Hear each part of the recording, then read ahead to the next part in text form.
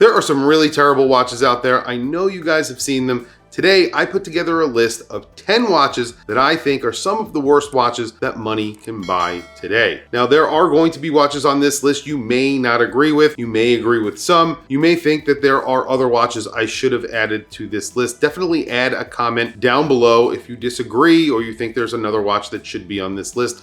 I want to hear from you guys. However, this is a list of watches that I think are horrible. I'm going to give you my reasons why I think they are horrible throughout the video. There are 10 watches to go through, so let's start with number 1.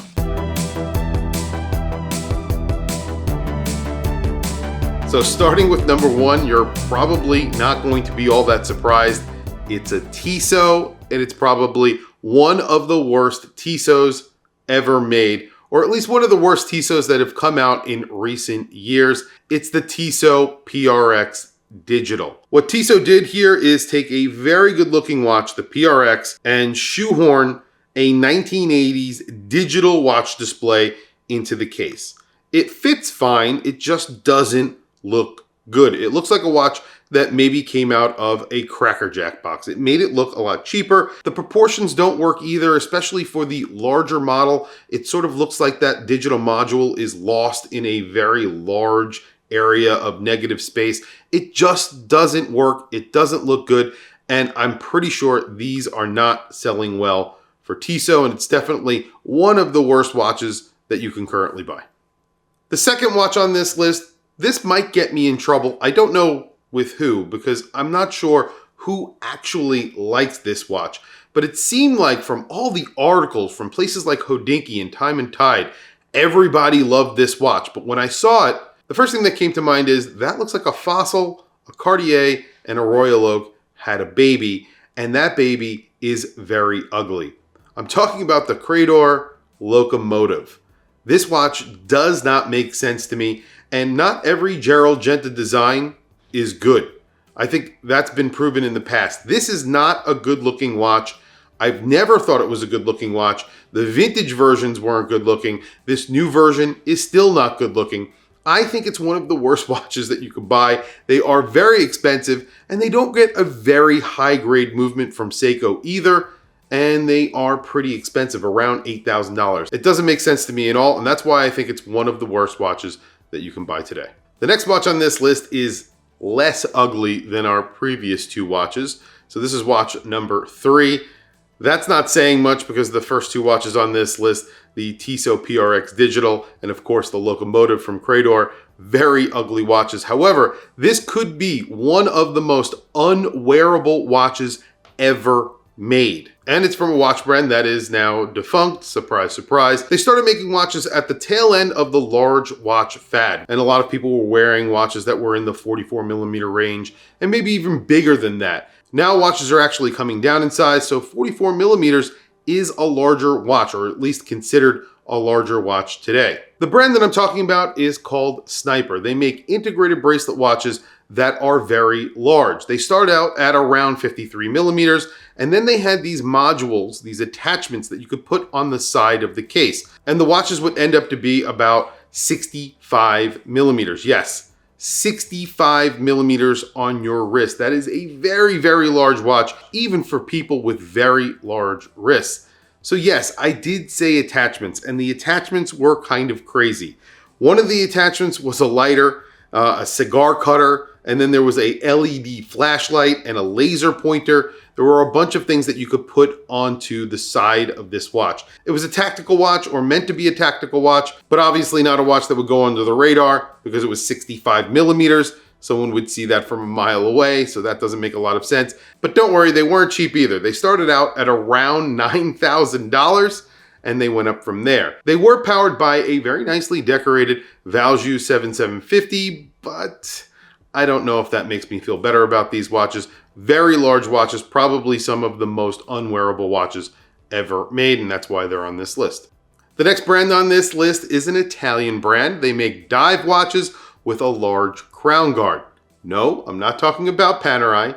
I'm talking about Ubot. Ubot is an Italian brand and they make canteen watches. Now, if you're not familiar with a canteen watch, it basically looks like a canteen. You have a screwed in cap that goes over the crown, and that's how you get water resistance. These watches used based movements. They were usually Eddas or Solitas. They're still in business. They're still selling watches. Now, I'm not choosing one of their Canteen watches, although those aren't that great and they're not very wearable. However, what I'm choosing is their Dark Moon. It's actually called the Dark Moon. It's one of the worst names for a watch that I've ever heard, but that's not the reason why I don't like it. It's part of the reason, but not the reason why I don't like it. The main reason I don't like these watches is because they are oil filled and they only get 50 meters of water resistance. They're 44 millimeters. They're not enormous. They're not very good looking watches. You get a lot of Invicta vibes from all of these watches. Now, I'll use the word Invicta vibes a few times in this video, but you get what I'm saying there. They're a little bit cheesy looking and they have high prices, and usually they sell for next to nothing on the secondary market because no one actually buys these watches at retail. And usually they're dumping all of their watches onto the secondary market anyway because they don't sell. And I don't see how this watch sells to anyone. It's an oil-filled watch that should increase the water resistance. It's a quartz watch and it just gets 50 meters of water resistance. It also is just ugly. There's a bunch of different versions of it. I just think it's ugly. That's the reason why I put it on one of the worst watches that money can buy. The next watch, I'll keep this very short and sweet. Puff Daddy once said that Richard Mille's are ugly. And he's a very good judge of character, so he can't be wrong. But I do actually agree with him on this. I think they're ugly. I don't like Richard Mille's. And I think they're some of the worst watches that money can buy because they are so overpriced. They're beautiful in the technology that they use. However, their execution, I just think they're silly and ugly. The Invicta factor is very high with the next brand.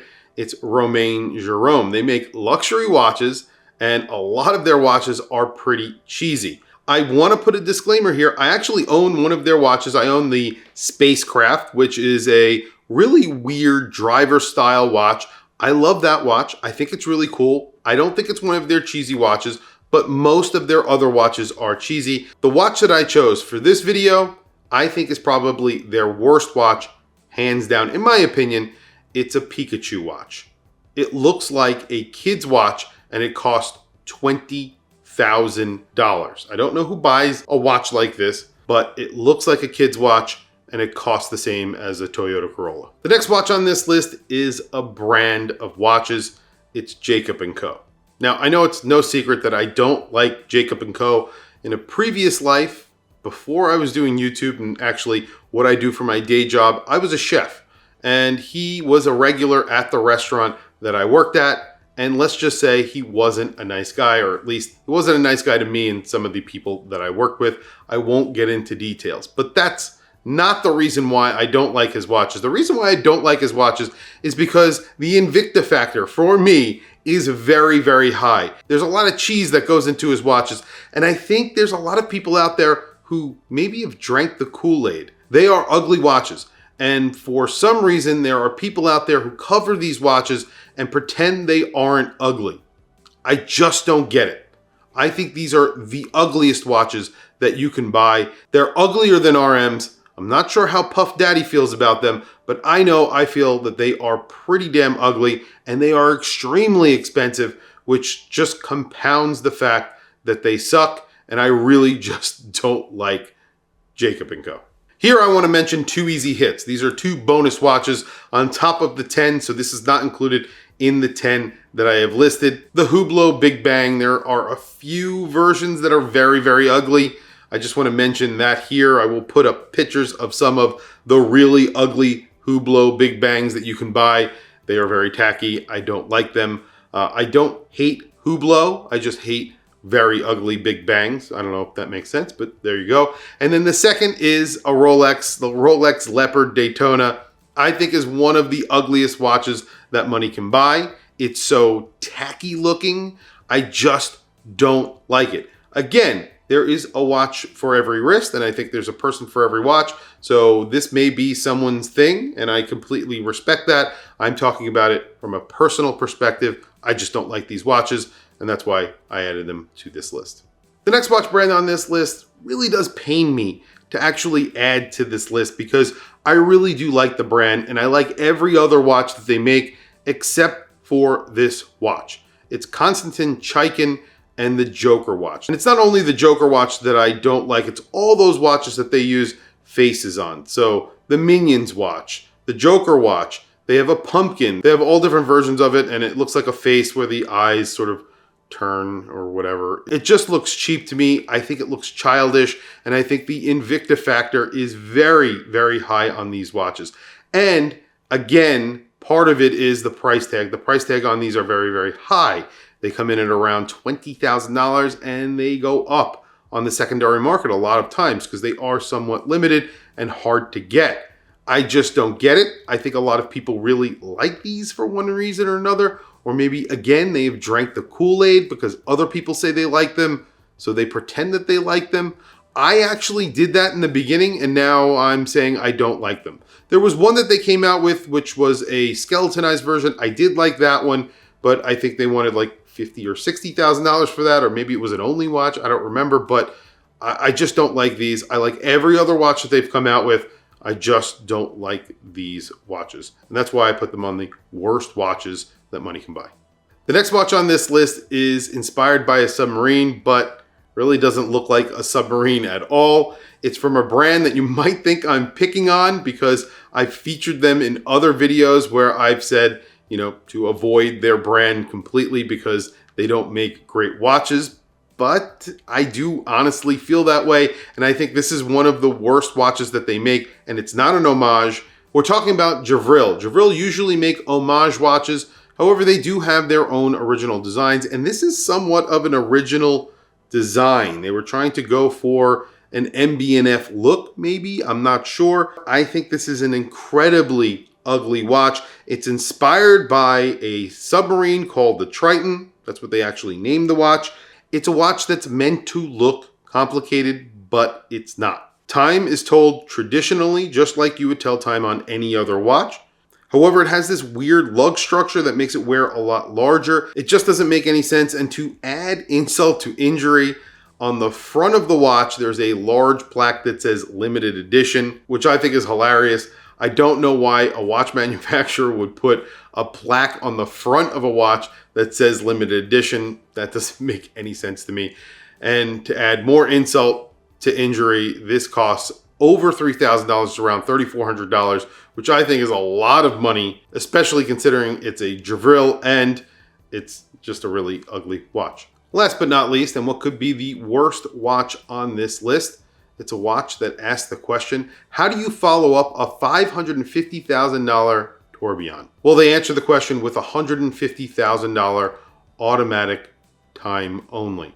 Yes, a $150,000 watch that really doesn't get an in-house movement. I'll explain what I'm talking about in just a second. It's from Jean-Claude Bibier. If you are not familiar with him, he's responsible for the Royal Oak. He didn't design the Royal Oak. He just marketed it as a stainless steel watch, as being luxury. That's really all he did. He was famous for that. He then moved on to Hublot and Tag Heuer, where he ruined a bunch of watches. He also started Blancpain, or restarted Blancpain, and I think he ruined a bunch of watches there as well. However, he is pretty famous in the watch industry, and he has his own brand where he grossly overcharges for his watches. Maybe, again, I'm the only one that hasn't drank the Kool-Aid, but every single watch outlet, all the major people who write about watches somehow love these watches and don't call them out for the ridiculous price tags that they're putting on them. This is a great looking watch, but these are getting a proprietary movement. They're calling a proprietary movement. It's a micro rotor movement, which looks, again, very good, but it's made by Dupuis Dupois. That's the same brand that makes modules for chronographs that go into Invictus. So this is not technically an in-house movement. It's an outsourced movement, which at this price point, I would imagine one guy creates the watch for you and it is all done in-house, except that's not the case here. These are just all outsourced parts and they are put together, and then they put a giant price tag on it because the person who's behind it.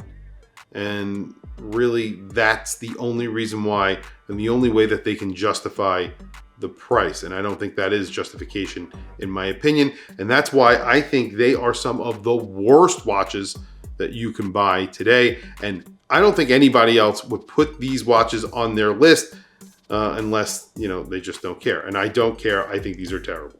Well, there you have it. That's my list. Those are my watches that I think are some of the worst watches that money can buy today. I know I said some really bad things about some watches that maybe people do like, specifically the Jean-Claude Bibier watch, which I know a lot of people are really fond of, and the Locomotive from Crador, which is also a really ugly watch in my opinion.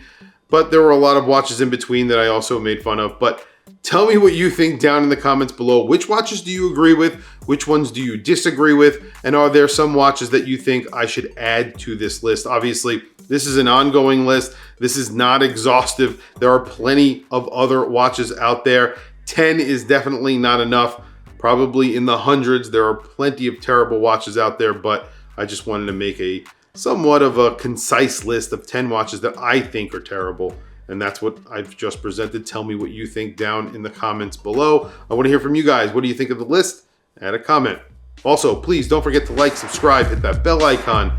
It's super helpful for the channel and I very much appreciate it. And that's really it. Thank you for joining me today. Thank you for watching this video. I will catch you guys in the next video.